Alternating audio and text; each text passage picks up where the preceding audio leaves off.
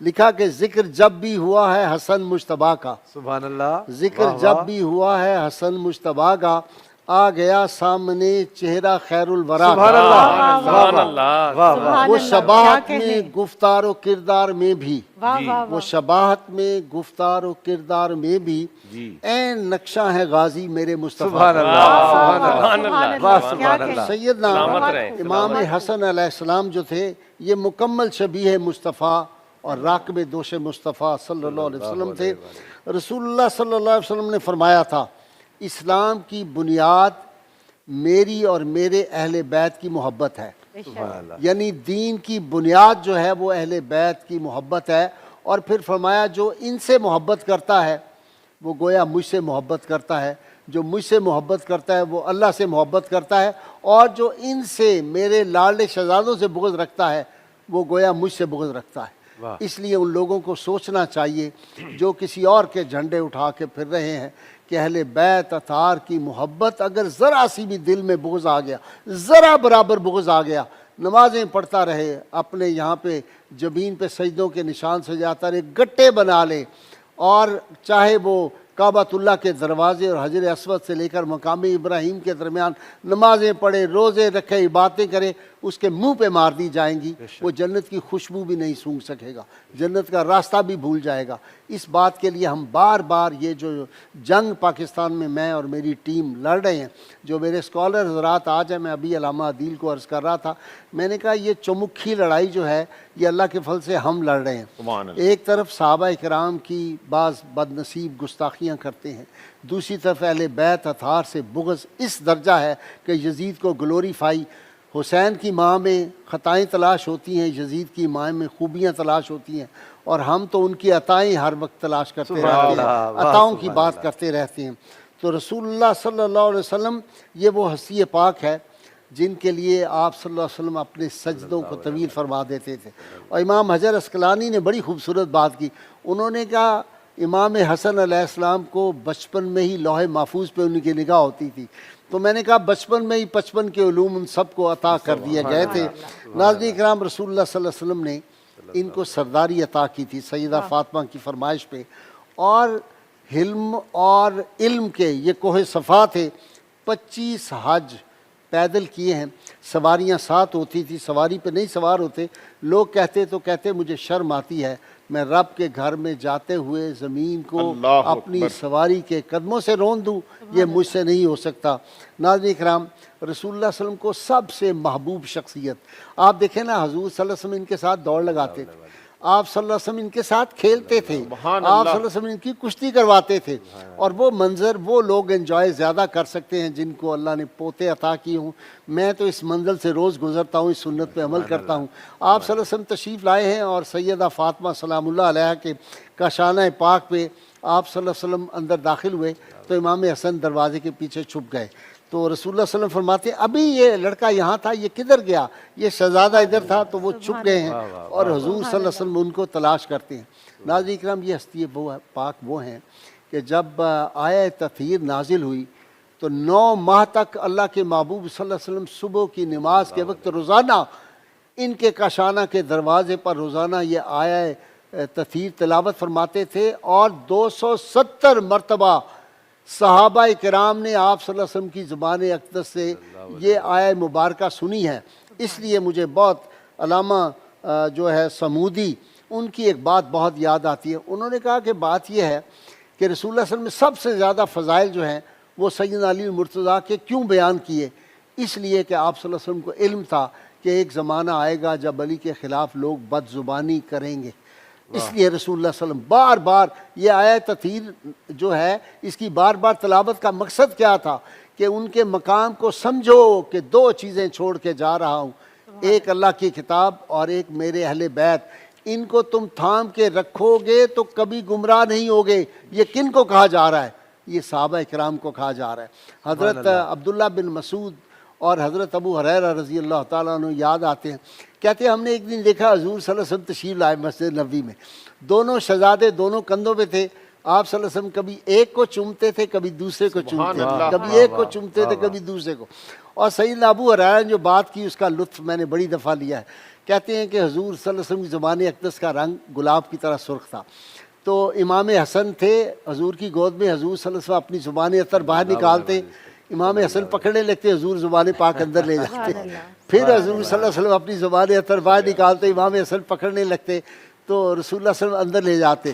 اور کہتے ہیں کہ ہم نے دیکھا کہ حضور سید عالمین صلی اللہ علیہ وسلم کی ریش مبارک میں امام حسن انگلیاں ڈال کے کھیل رہے تھے. اس لیے سیدنا ابو ہریرہ جب کبھی امام حسن کو دیکھتے ان کی آنکھیں پرنم ہو جاتی اور ان سے کہا کرتے تھے, فرمائش کرتے, ذرا اپنے پیٹ مبارک سے کپڑا تو اٹھا دیں. تو وہ جب کپڑا اٹھاتے تو وہ اس جگہ کو چومتے جہاں لب مصطفیٰ صلی اللہ علیہ وسلم ان کو بوسے دیا کرتے تھے. امام حسن علیہ السلام کی ناظرین کرام, یہ شیریں کلامی کا یہ حال تھا. اور مجھے کئی دفعہ سچی بات لگتا ہے کہ ہمارے علامہ عدیل کو وہیں سے یہ فیض ملا ہے. یہ بھی اسی طرح شیریں کلام کہ اتنے شیریں کلام تھے کہ کبھی بدترین دشمن کو بھی کبھی برا نہیں کہا, گالی نہیں, کوئی سخت بات نہیں کی. اور ایک مرتبہ ایک آدمی سے مقدمہ تھا اور سخت اس کی مخالفت تھی, صرف اس کو کہا کہ تمہاری ناک جو ہے وہ خاک آلود ہو, اس سے زیادہ لفظ نہیں کہا. حتیٰ کہ مروان جیسا بدبخت اور بد نصیب, جس کے آج پاکستان میں بد نصیب جو ہے وہ یوم منا رہے ہیں, اس نے کون سی تکلیف ہے جو آپ کو نہیں دی. آپ بیٹھے ہوئے ہیں, سیدنا علی المرتضیٰ شیر خدا کی شان میں وہ ہرزہ سرائی کر رہا ہے, غلیظ باتیں کر رہا ہے. صرف اتنا کہا اس نے, جب ناک صاف کیا تو دائیں ہاتھ سے کیا. تو امام حسن نے فرمایا جس کو ناک صاف کرنی نہیں آتی ہم ان سے کیا کلام کریں, ہم ان سے کیا بات کریں. ناظرین کرام, سخاوت کا یہ عالم تھا. ایک سالی کو جو سائل آتا اس کو سوال سے پہلے عطا کر دیتے تھے, اور ایک سوالی آیا تو اس کو 10,000 درم آپ نے عطا کر دیے. وہ کہنے گا آپ کو کیسے پتا کہ میری ضرورت اتنی تھی؟ کہا کہ ہم سائل کو سوال کرنے سے پہلے عطا کر دیتے ہیں. اور پھر ناظرین کرام وہ واقعہ مجھے یاد آتا ہے, حضرت ابن زبیر رضی اللہ تعالیٰ عنہ ان کے ساتھ ہیں, سفر میں جا رہے ہیں حج میں, تو ان کو بھی بھوک محسوس ہوئی تو ایک جگہ رکے ایک باغ میں. موسم کھجوروں کا نہیں تھا, کھجور کا درخت بہت بڑا تھا. تو ابن زبیر رضی اللہ تعالیٰ نے کہا کہ کاش یہاں پہ اگر جو ہے وہ کھجور لگی ہوتی تو پھر کیسا مزہ ہوتا. تو امام حسن علیہ السلام نے ہاتھ اٹھا دیے اور وہ درخت جو تھا وہ کھجوروں سے بھر گیا. سارے قافلے نے کھجوریں اتاری, ان سب نے کھائیں. تو یہ ہستی پاک وہ ہے ناظرین کرام, ساری رات سجدے میں اپنا سر انور رکھ کے روتے رہتے اللہ کی بارگاہ میں, اور پھر یہ کہا کرتے کہ حسن تو نے اپنے رب کی کیا کام کیا ہے, رب کے راستے میں کیا تم نے کام کیا ہے, حسن تم نے آج کیا کیا ہے. حتیٰ کہ صحابہ فرماتے ہیں کہ وہ ان کا جو مصلی مبارک ہوتا تھا وہ سارا ان کے آنسوؤں سے تر ہو جاتا تھا. اور ناظرین کرام, یہ ہستی پاک پھر اتنے محبوب رسول اللہ صلی اللہ علیہ وسلم کو, ان کے والدین کتنے محبوب تھے. تو آج ایمان جو ہے اس کی جو شناخت ہے نا, وہ میں یہ سمجھتا ہوں کہ اہل بیت اطہار کا ذکر کریں, اگر کسی کی پیشانی پہ خوشگواری کے اثرات نہیں آتے تو پھر آپ سمجھ لیں کہ یہ بے ایمان آدمی ہے, اس کے اندر ایمان نہیں ہے. جس کے اندر ذرا سا بغض, اور میں نے دیکھے ہیں ایسے لوگ بڑے نمازی, پگڑیاں باندھی ہوئی, بڑے جناب مسواکیں لٹکائے ہوئے, لیکن جب اہل بیت اطہار کا ذکر آتا ہے تو ان کو بڑی تکلیف ہوتی ہے. اچھا, یہ بچپن میں ان کی ذہانت کا ایک واقعہ بڑا عجیب ہے. ابو سفیان آپ کو پتہ ہے اللہ اور رسول کا بہت بڑا دشمن, بہت بعد میں ایمان لائے جب فتح مکہ ہوئی ہے. اور یہ جب صلح حدیبیہ ہوئی تو صلح حدیبیہ ختم کی ان کفار نے, احساس ہو گیا کہ یہ ہم سے غلطی حماقت ہو گئی ہے. تو ابو سفیان جو تھا یہ مدینہ منورہ میں گیا, رسول اللہ صلی اللہ علیہ وسلم نے اس سے کلام نہیں کیا, آپ نے چہرہ انور پھیر لیا. حضرت علی کی خدمت میں گیا, جا کے کہا میری سفارش کر دیں, ہم چاہتے ہیں یہ معاہدہ جو ہے اس کو بحال کر دیا جائے, ریسٹور کر دیں. سیدہ فاطمہ کی خدمت میں گئے, انہوں نے انکار کر دیا. امام حسن بچے ہیں, کھیل رہے ہیں, دوڑتے ہوئے, کہتے ہیں میں تمہیں ایک طریقہ بتاؤں, کلمہ پڑھ لو, مسلمان ہو جاؤ, میں ابھی تمہارا صلح حدیبیہ والا معاہدہ بحال کر دیتا ہوں. اب یہ دیکھیے کتنی بڑی بات ہے, ایک بچہ جو ہے وہ اس طرح کی بات اس وقت کر رہا ہے. ناظرین کرام, پھر جب یہ درس دیتے تھے تو بڑے بڑے صحابہ جو ہے وہ ایسے نہیں, صحابہ ان کے پاؤں کو بوسے دیتے تھے, ایسے نہیں. صحابہ کرام جب ان کو دیکھتے تھے تو ان کے دست اقدس کو بوسے دیتے تھے. رسول اللہ صلی اللہ علیہ وسلم کو یہ شہزادے کتنے پیارے تھے, اس کا اندازہ جب آپ اہل بیت اطہار کی شان پڑھیں. حضور سید عالمین صلی اللہ علیہ وسلم کو اس کائنات میں اس آسمان کے نیچے جو ہستیاں سب سے محبوب تھیں وہ ان کے والدین اور یہ دو شہزادے جو تھے یہ رسول اللہ صلی اللہ علیہ وسلم کو اتنے محبوب تھے۔ آج ہم پہ یہ فرض امام شافعی رحمۃ اللہ نے فرمایا کہ اہل بیت کی محبت ہم پر فرض ہے، اور اس پہ اس عاجز فقیر نے اضافہ کیا کہ یہ ہم پہ قرض بھی ہے، اور ہم وہ قرض چکا رہے ہیں، چکاتے رہیں گے جب تک ہمارے دم میں دم ہے۔ انشاءاللہ میں اور میری ٹیم جو ہے، یہ میرے ساتھ جو بیٹھے ہوئے ساتھی ہیں، ہم یہ چومکھی لڑائی آخر دم تک لڑتے رہیں گے۔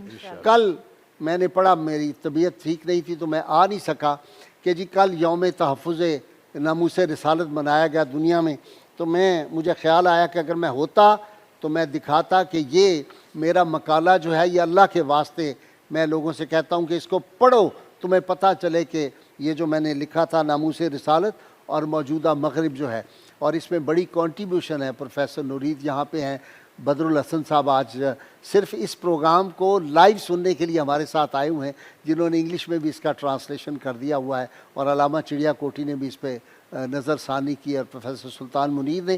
تو ہم نے تو یہ جنگ جو ہے یہ 1974 سے یہ جنگ لڑی ہے، اور میں دعوے کے ساتھ یہ کہتا ہوں، تحدیث نعمت کے طور پہ، کوئی فخر یا اس طرح کے لیے نہیں، کسی غرور کے لیے نہیں، کہ پاکستان میں ناموس رسالت و ختم نبوت کی جتنی جنگ میں نے لڑی اور جتنی میں نے قربانیاں دی، میں نے کوئی ڈالا نہیں بنایا، میں نے کوئی گاڑی نہیں بنائی، میں نے گھر اپنا پھونک کے اتنے بڑے عہدے چھوڑ کے یہ جنگ لڑی، اور آج تک میدان میں ہوں۔ لوگوں نے تو اس کو کاروبار بنایا، جن کے پاس گدی اور کھوتی نہیں تھی وہ جا کے بڑی بڑے ڈالوں پہ اور جو ہے وہ کاروں پہ چڑھ گئے، اور بڑے بڑے انہوں نے محلات تعمیر کر لیے۔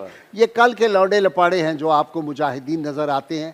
ہم جب جنگ 74 سے لڑ رہے تھے، اور 1995 میں مجھے گریڈ 21 کی نوکری جو تھی وہ چھوڑنا پڑی تھی ناموس رسالت کے لیے۔ یہ کتنی بڑی جنگ میں نے لڑی ہے عدالت کے ایوانوں میں بھی، اور سب سے پہلے ہر مرحلے پر رسول اللہ کی ناموس کے لیے جو بندہ نکلا، سب سے پہلے جو سب سے پہلے آواز بلند ہوئی وہ اس عاجز کی تھی۔ اور اس میں میرا کمال نہیں ہے، پروفیسر نورید یاد کراتی ہوتی ہے کہ میری اماں جان وہ جو مجھے سحری کے وقت اپنی گود میں لے کے لوری دیتی تھی نا، سیونی نام محمد والا لگتا بہت پیارا نہیں۔ ہماری تو ماؤں نے ہمیں دودھ کے ذریعے اہل بیت کی محبت، رسول اللہ صلی اللہ علیہ وسلم کا عشق جو ہے وہ عطا کر دیا ہوا ہے۔ اللہ تعالیٰ اس کو سلامت رکھے، ہمیں اس پہ فخر ہے۔